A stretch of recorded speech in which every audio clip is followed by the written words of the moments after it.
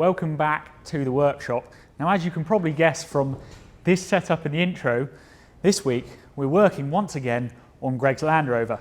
Now, looking at all the bits that are currently missing from the Land Rover, if you watched the last episode, you may think that we've gone backwards, but I promise you, what's going on here is all part of the creative process. Now, our main job today is going to be taking all these bits of wonderful looking shiny stainless, gluing them all together, fitting them to the truck, and giving this 5.9 litre turbo diesel engine a bit of a voice. Now, before we get too bogged down with what piece of stainless goes where, we've got a couple little jobs to do. And to begin all those off, we've got some unboxing to do. Or if it's round, is it unsheathing? Who knows? Now, if you've been following along with the build, which I'm sure you all have, you would have seen the video a couple weeks ago where we got the engine installed in the chassis. Now, when we were doing that, I mentioned then that we were going to need different length prop shafts. And that's because the transfer box position had moved, so the front prop has got shorter and, no, hang on, the front prop has got longer and the rear prop has got shorter. Now, what I did after that video was sent the prop shafts out to a company in Wales called Bar Prop Shafts, and they've gone ahead and adjusted the length of our props for us. So I've got the props completely unwrapped here, and this is the rear prop which has been shortened. So as you can see, this was a much simpler job because this is the standard tube, the original tube, and all they've done is cut the end down and re-welded it. Bit of paint there, nice tidy job. The front prop shaft, I'm sure, was a little bit different, however, because this one's had to be lengthened. So I'm guessing they've either welded this new tube in here or a load of it's different. Not quite sure what they've done there, but it all looks rather good. So let's slap these on the truck and we'll see how they look. So she's up in the air and the prop shafts are rested in place. They're really not bolted in properly, but they are in. They look pretty good, but I'm a little bit concerned that there doesn't seem to be much plunge on them, so I didn't have to stretch them much to get them in, which means they're almost already bottomed out. So what we'll have to do a little bit later on is just drop everything down and cycle it through from droop to bump and just see if these props bottom out or not, because perhaps they're fine, and sort of as the front axle comes up, I guess it moves forwards a bit on those radius arms, but that pinion angle is also going to change, so a lot of complex geometry going on. Maybe there's not a lot of movement in the prop shafts, and maybe this distance doesn't shorten up too much, but I will just check when we get to that. But for now, this is going to allow us to get on with the exhaust, which has got to pass through from there. So let's get the truck down and we'll look at starting the downpipe. Okay, so it's back down on the floor now, and some of you may notice that we've got a new sort of suspension setup here on the truck. I'll give you a brief overview of what we've done because we're not finished yet and we've actually got a fair amount of work ahead of us with it. But these are heavy-duty rear springs from a Defender 90 and they're a direct fit for the front of this truck. We're not going for raised ride heights, they're a standard ride height, but they're a heavy-duty spring, so hopefully they will cope with the weight a little bit better. They're also rear springs for towing. But let's leave that alone for the moment. We'll get to that in another video. For now, let's have a look at what we've got to do with this exhaust. So we've obviously got our charge pipe here. This is the turbo, this is the outlet from the turbo. We've got to get from there, down through there, and then out to the back of the truck. There will obviously be more bits here in the future, but for now, all we've got to worry about really is this steering column and these other bits.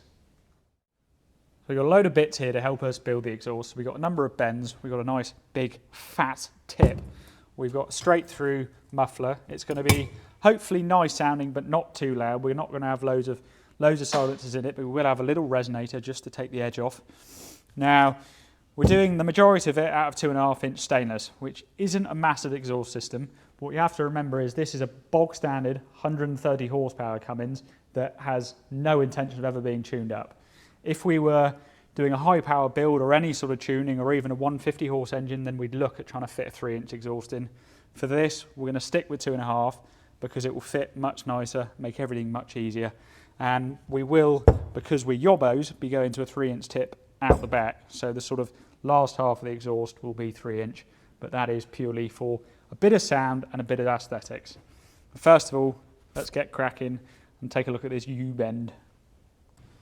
So my hoping is that I'm going to be rather lucky and I'm going to be able to use that 180-degree U-bend to go in the back of the turbo and down there with a 45-degree bend.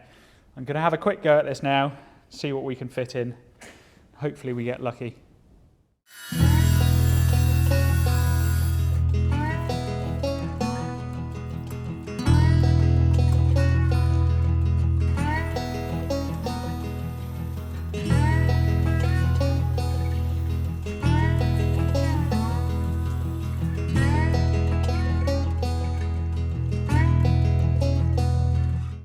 So I've welded up the flange to the 180 and I've got that bolted up to the back of the turbo. This is how it's sitting at the moment.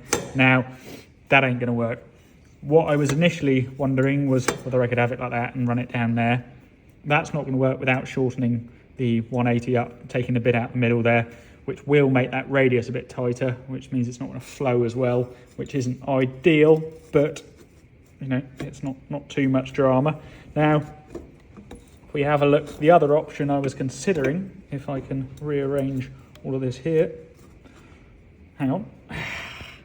And we're back. So this is the other option I was considering, which was running it up here and having a 45-degree bend on there and shooting that bit of pipe then down under something like that, if you imagine there being a 45-degree bend in there. That is going to put lots of heat into all this area here, into our intercooler pipes. That's going to heat up our charge air, make everything in the engine bay a lot hotter, so I don't really want to do that. If I can tuck it down out the way there, at least there's a bit of gap between it and all these silicone bits. So I am going to go ahead and just shorten up this 180. Again, not ideal for flow, but sometimes it's just what you got to do to get it to fit.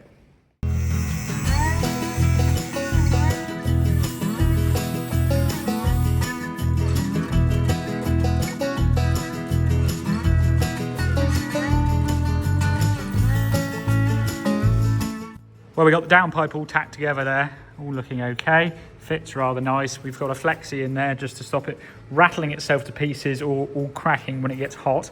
Allows it all to move about everywhere. What I'm going to do now is check the fitment with the wing on and the inner wing on. If it all fits, we'll go ahead and weld it all up. Like a glove.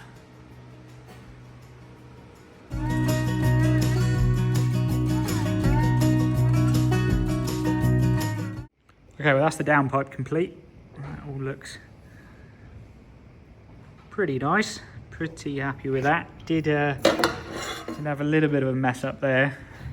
Was rather warm and decided to rest at my leg. So Greg now gets a touch of trouser with his downpipe. Okay, there it is fitted up. That ought to work, I reckon. Now we've just got to do the bit where it sort of carries on past there.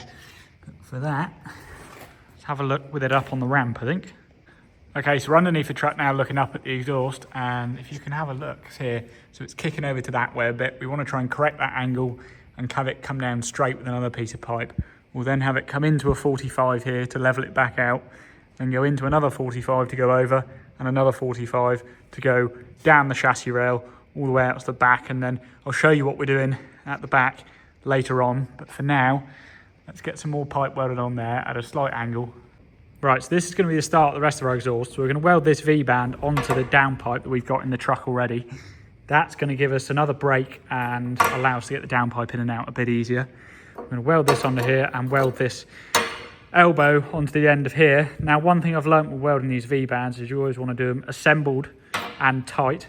Otherwise, they will warp around here and they will never really seal properly. You'll also find if you're earthing through the table, it will try and earth through the face of the V-band, and then you'll end up with a nice lump of weld on the inside. Not good. I'd also put a bit of this anti-gouling compound on the threads before you do them up, because if you tighten up any stainless threads too tight, they tend to weld themselves together and really piss you off later on. So I got that V-band welded on and a bit of pipe with a 45 on it. Now, one thing I had forgotten about because I hadn't reinstalled it was this cross member here. I've just put that back in, and now that bit of pipe's too long. So I'm going to modify that, and then I'm going to crack on and make up this sort of snaky 45-degree bendy cornery bit to get the exhaust down there.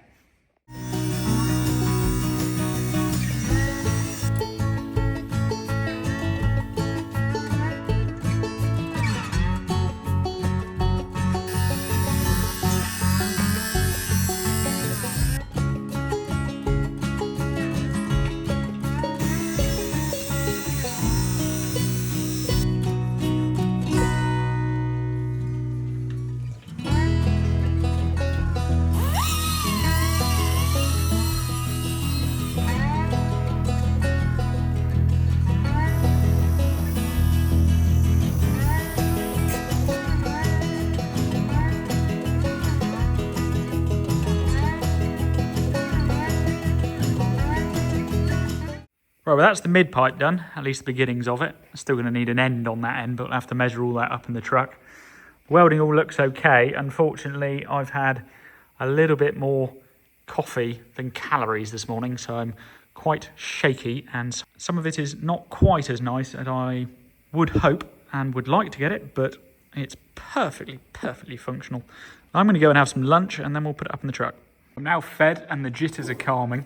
Now I've got the pipe just mounted up here in the truck, but it's sat a little bit off the cross member there, because we will have it on hangers obviously when we put it in for real. But what we've got to do now is try and get the bit where it comes around and starts to point backwards. So let's take a look at what we're going to do with the tip, and then once we know where our tip's going to go, we can then work on the rest of it.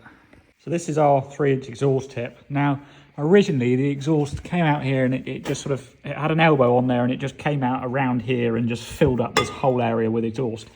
And I don't think that's very nice. Now we could put it out the back, but then there's going to be a car on the back here, and you're going to be working around here, so I don't know if we really want that either. What I'm thinking is a nice side exit down here, something like that. Nothing too in your face, but just something like that, something nice. It would sound lovely, give a nice look to it, and we'll angle it backwards like that, so that when you're up here using your switches and stuff, it's not burning your leg. But I think that will nestle in there quite nicely, be not too in your face, but it's also not just rolling out underneath the truck or getting any nastiness on the recovered vehicle. So let's get on and start making up the middle of the exhaust, and then work on getting the exit sorted.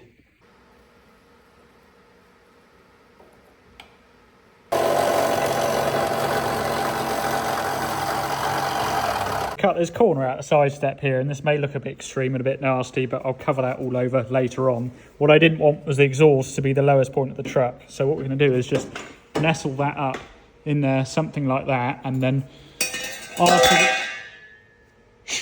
after the exhaust is all finished, I'll build a box over here and nestle it all back in and make it look nice again.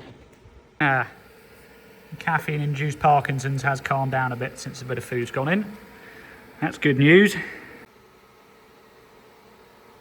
That's the mid-pipe complete. All I'm going to do now is just make a little hanger to hang it off the chassis. We'll get this hung under its own weight, so that will be the downpipe and the mid-pipe done totally. And then once we know exactly where that's sitting, we can work on this back bit. Okay, for the exhaust hanger, I've got some 12mm stainless bar. We'll bend that into shape to make a little hook, and I've got one of the original exhaust rubbers. We'll obviously have to put a little mount on the chassis as well, but we'll do that in a little bit. Let's get some of this cut up, bent up, and ready to weld onto the exhaust.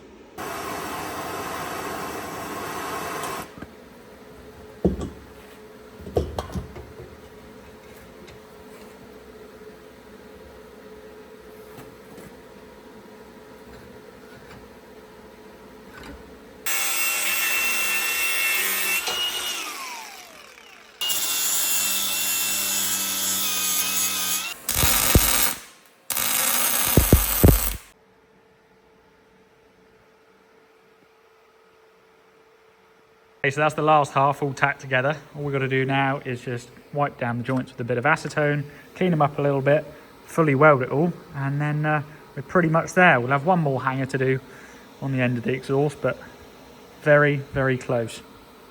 Well, there we are. I'd say that is pretty much done. And I'd also say It's gone rather well. Quite chuffed with it. That's what it looks like with the truck back down on the ground. What I'm going to do is probably just put a plate in like that. I'll tidy all these cuts up and yeah, just weld a nice new bit of checker plate in there. But that can all happen at a later date. For now, we'll just admire what we've got here. Lovely job, coming together. Well, that's another big chunk of fabrication done. I hope you are impressed with how that's turned out. I'm shocked. And you enjoyed watching it. Now, next week, we've got a little bit more fabrication to do. So we're going to get into making the mount for the high-low selector and making all of the diff lock levers work. The gearbox tunnel, because at the moment you can see the floor when you're driving, which is not ideal. And then we'll have a look at this little suspension issue I was talking about. From there, we're going to be pretty much ready to pull the engine back out for the final time, paint all the chassis bits that we've been welding on and we've grinded on, paint up this bulkhead, and then after that, it will be the sort of final assembly, putting it all back together, firing it up, and hopefully a test drive. I'll see you again soon.